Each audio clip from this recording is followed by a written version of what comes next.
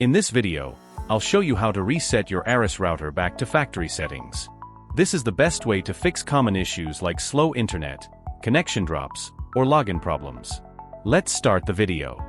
First, make sure your router is plugged in and powered on. Next, find the reset button. It's usually a small hole on the backside of your router.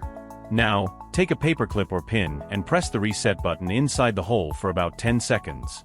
You'll see the router's lights start flashing. That means the reset has started. Wait until the lights stop flashing, then give the router about a minute to reboot. Once it's done, your Arris router will be restored to factory settings, just like new, and ready to set up again. If you found this video helpful, please like, share, and subscribe to support my YouTube channel. Thanks for watching.